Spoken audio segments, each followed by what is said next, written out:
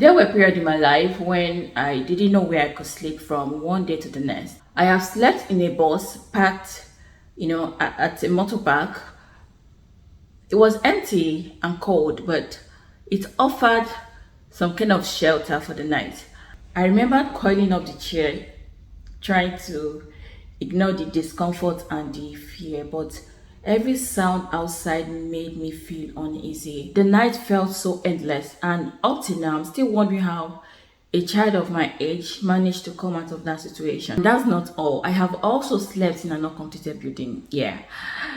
No door, no window, no security, no electricity. Like, the building was totally exposed to all sorts of elements. That night felt so uncertain, but as difficult as that moment, I endured it because I was determined not to abandon my education. Looking back now, I sometimes ask myself where I found that strength to keep going. I was just a young girl carrying a burden that even adults would struggle to carry.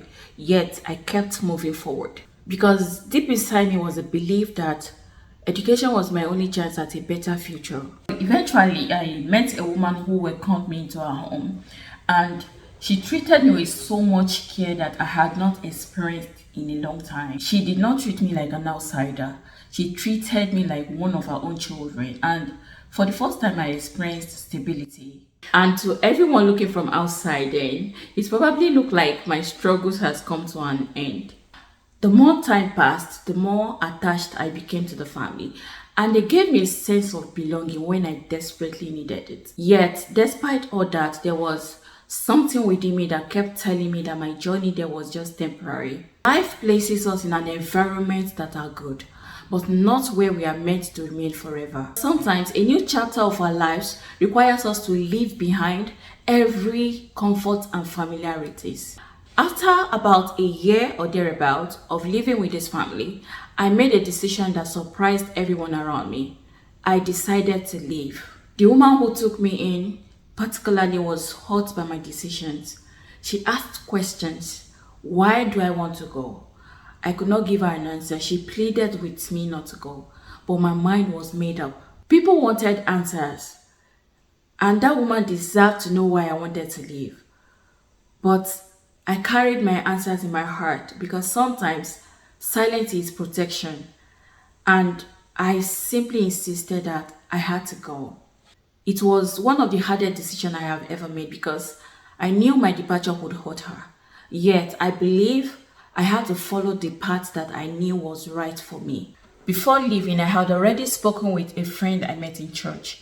My friend understood my situation and was ready to help me. She spoke to her grandmother, whom she was living with at the time, a warm and a very compassionate woman. She agreed to take me in. So I moved in with them and I stayed with them for some time. And I'll forever be grateful for their kindness. During the most difficult seasons of our lives, God uses ordinary people to provide extraordinary kindness to us. And sometimes they do not know the importance of their words, their actions, or the willingness to show up for us. But through them, God shows us that we are not alone. Over the years, I have learned that darkness can become a light in someone's darkest moment, a reminder of hope when life feels overwhelming, and a reminder of God's love through human hearts. May we never underestimate the power of a simple act of compassion, because sometimes we are the answer to someone else's prayers. And just as others has been a blessing to us, may we also be willing to be the vessel at which God will use to be a vessel to others. Thank you for watching. If you stayed up to this moment, it simply means that the message touched your heart. Kindly comment, share to someone who will need it today. See you in part 10 of my childhood story.